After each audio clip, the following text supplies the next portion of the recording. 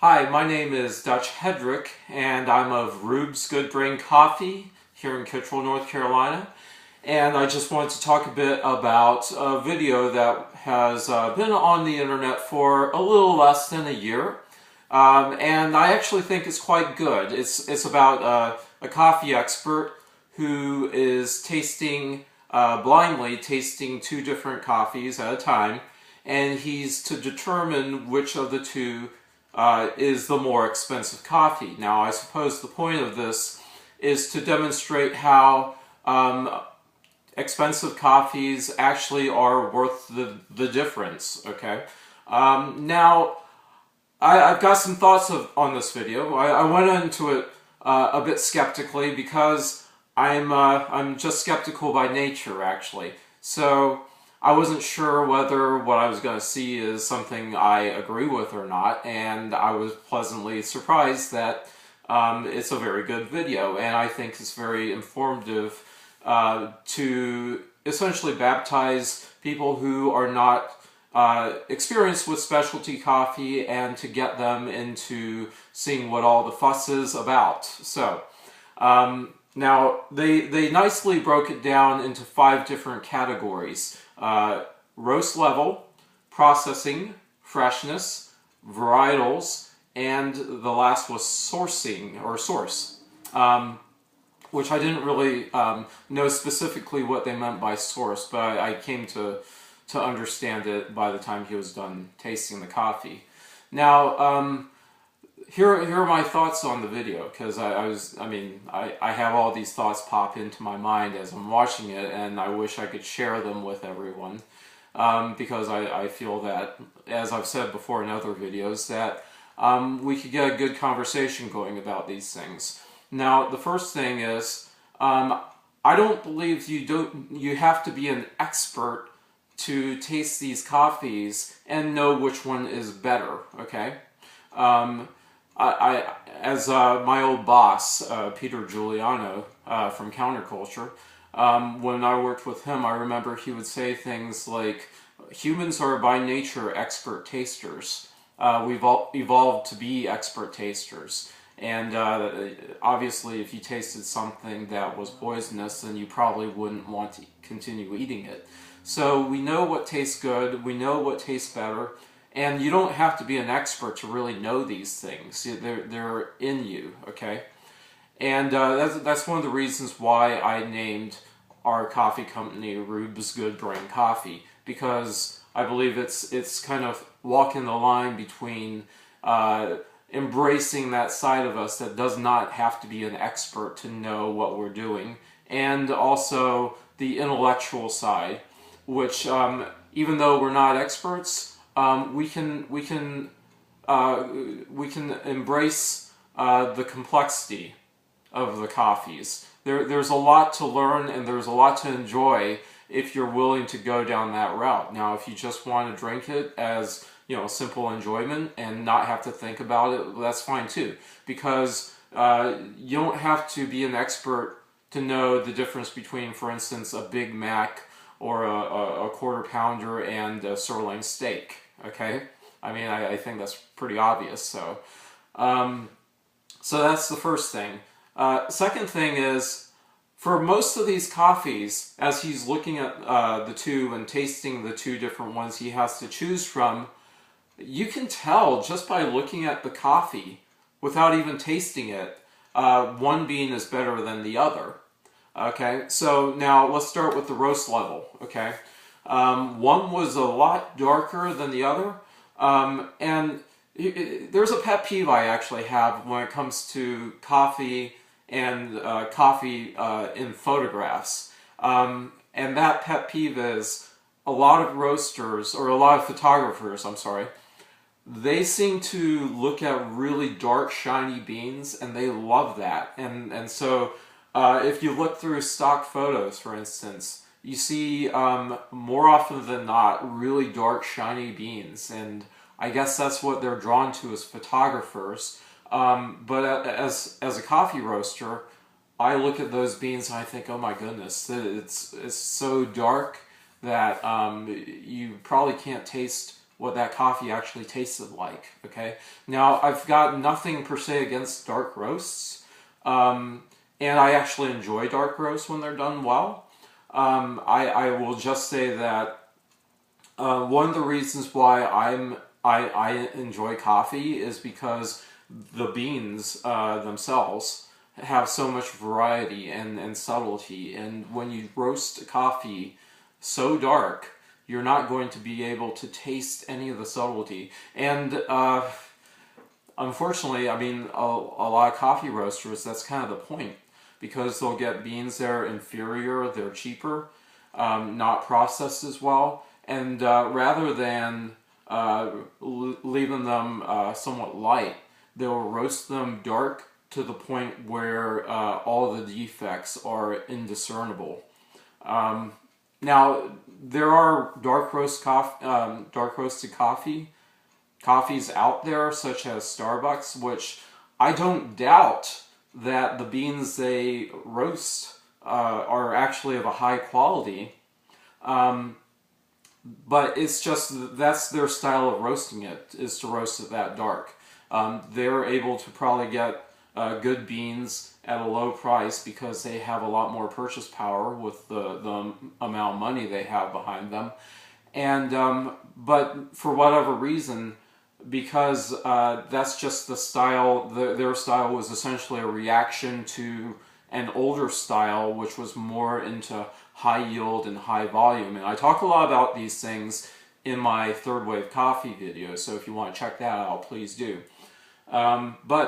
That's just what they've become accustomed to, and so that's what their customers have become accustomed to, and they don't really see much reason to change. Now, as time goes on and third wave coffee continues to become more widely known to the public, they may start looking into it, and I think some of them already have started looking into third wave coffee.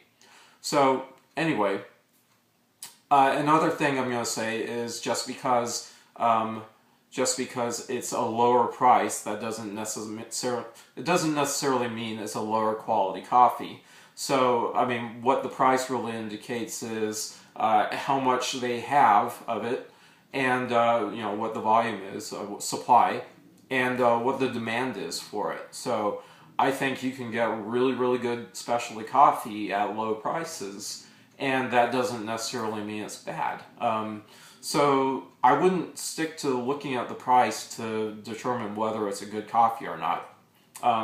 For instance, Colombia, you can get really good coffee from Colombia at really low prices, whereas there are coffees that may have been grown in Hawaii that are more expensive because the economy there is different from the economy in Colombia.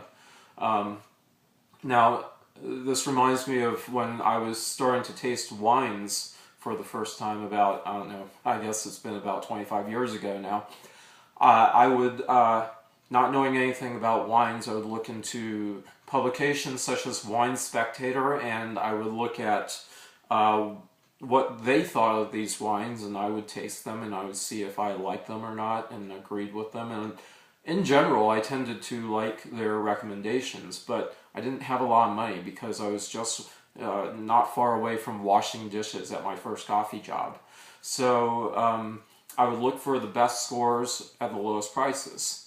And that's kind of what I've been looking for this whole time, even in coffee. So that's why I try to keep my prices low, because I think that you can get really good coffees and not have to pay a lot for them if you do your homework and you do your research.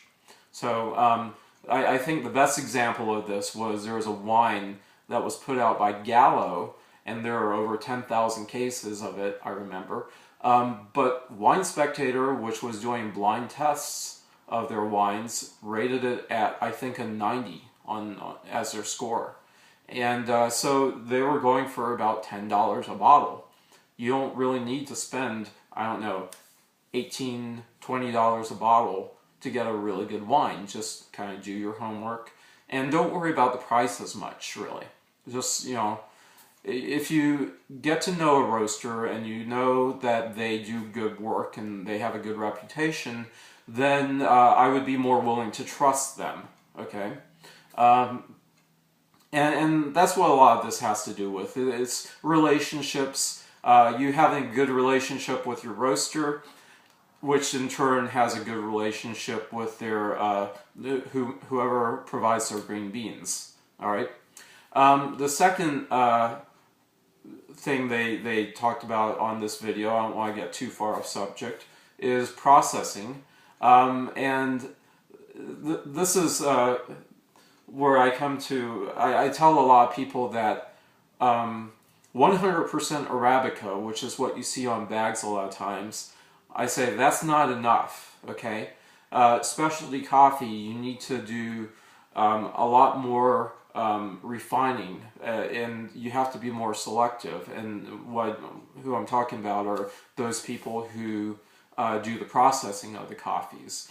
So, for instance, this bracelet here, I don't know if you can see it, it's a really dark reddish color, and this is something I got from the green bean producers at Gold Mountain. And this is something that every one of the people who pick their coffees wears, because they can hold it up to the cherries, the coffee cherries, and they can determine whether they're dark enough to do to pick. If they're not that dark, then they're going to leave them alone and let them ripen a bit more. And that's just a good indication of how processing, you just can't pick every cherry. We're not going for high yield or high volume here. So we're not going to have machines go and just shake the trees down and just have all the cherries picked up and not be selective. Better beans are going to be more thought out as they're picked and processed, okay? And the defects are going to be lower. So it's not just enough for the beans to be 100% Arabica. There are beans that will have insect damage. They'll have, maybe the pulper is not calibrated right, and so you'll have a lot of breakage. And those beans are not going to make it through well-processed coffees.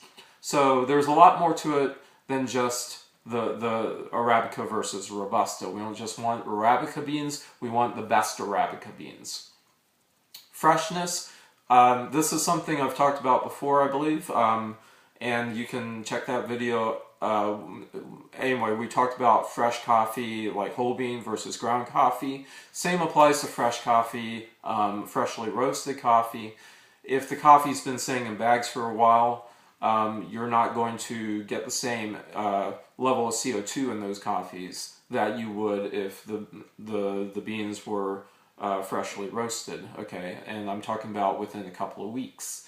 And the coffee expert in this video makes a great point, which is the best coffee is going to tend to be more upfront about when the coffee was roasted. So I always trust the coffee that has a roast by date on the bag rather than a use by date. I've seen use by dates that are as far as a year out, okay? And I don't care if those coffees have been sealed in bags, it's not going to be as good as coffee that was freshly roasted and sitting in a bag for 2 weeks or less, okay?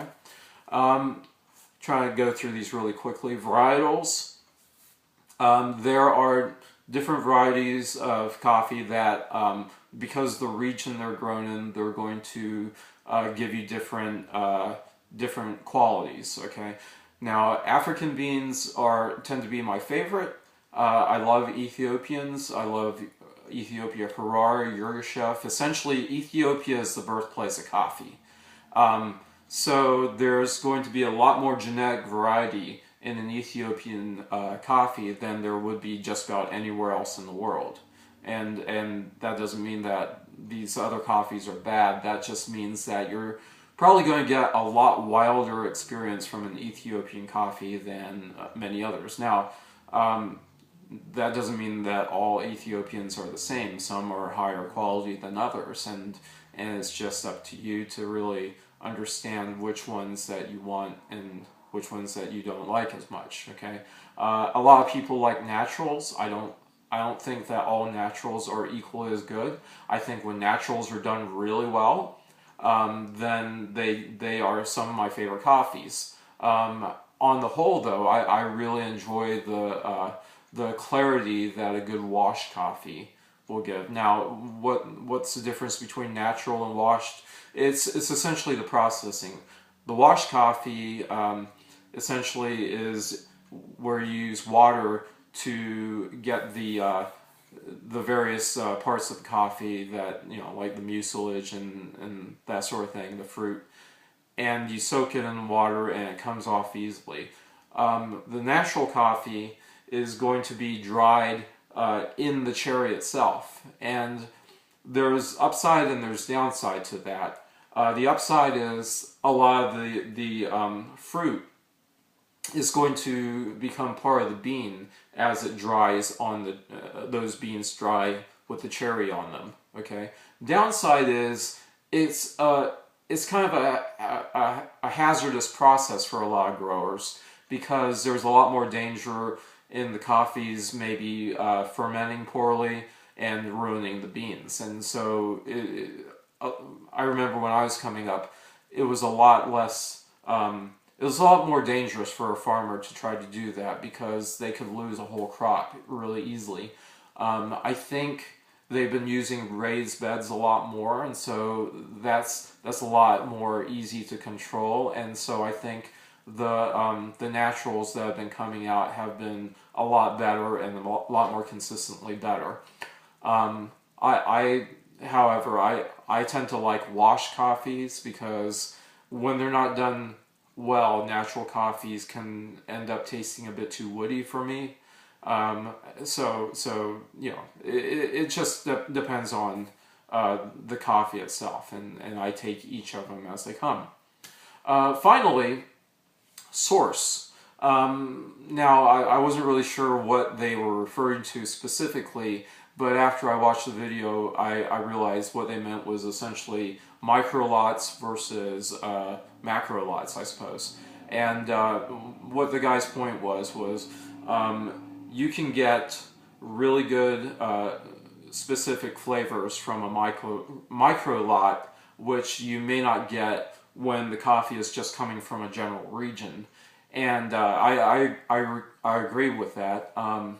Now, as I was saying with naturals and washed coffees, I tend to take these as they come. Some micro lots are better than others. Some micro lots may not be as good as a larger regional coffee, but they have the potential of being really good. Just like smaller roasters may have the potential of being really good as opposed to bigger roasters. But that doesn't necessarily mean that they're going to be. Okay, I think that's pretty easy to understand. So finally, I'm glad he made this point at the end of the video, which was a lot of people will point to the price of coffee, and you might look at a 12-ounce bag of coffee and say, ooh, that's $15 for a 12-ounce bag, or that's 20 ounces for a 12-ounce bag. And you might think, well, that's kind of expensive for coffee. And, well, that's one way of looking at it, but there's another way of looking at it, which is if you're someone who's interested in experiencing the best they can when it comes to things such as beer, wine, scotch, when it comes to coffee, coffee's actually lower priced compared to all these other things. So if you want to get into a field in which you can, at a lower price point, experience high quality products, coffee is a good place to start, because you don't need to have a lot of money. And that 12-ounce bag of coffee, if you divide it up to, like, let's say you use 20 grams per cup, you're going to get essentially 17 cups of coffee out of that 12-ounce bag. Whereas a bottle of wine, you might get, I don't know, 4 or 5 or 6 glasses of wine with it. A 6-pack of beer, you might get 6 bottles out of it, right? So anyway, it really depends on how you look at it. You can look at, yeah, coffee, it's more expensive when you buy specialty coffee as opposed to one of the big canisters of coffee that you would buy in the grocery store. But that coffee, it's not going to be as satisfying, I can safely say, okay? You might step up to those darker roasts that I was talking about earlier, and they can be good, and I'm not saying they're bad. I'm just saying that you're still not going to experience how good coffee can actually be. And I think there's a lot more to coffee than just drinking something dark and something that's going to give you a caffeine fix. I think that's about, on par with drinking wine to get drunk. I don't know. It may be cool when you're in your teens or so, but don't drink if you're less than 21 years of age. I should remind you. But as you grow older and your tastes become more mature and more refined, you're going to want more than a quick caffeine fix. Okay.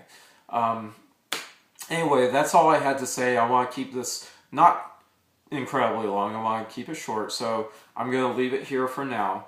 And like I said, I would love to read people's comments if you guys have anything to say. I love having conversations about coffee, so please like, subscribe, share. You know the drill. And until I started my own channel, I didn't realize how important doing such things are for a channel. So I tend to like and subscribe a lot more these days than I used to before I started doing videos. So until next time, happy roasting, happy brewing, and happy sipping. Good night.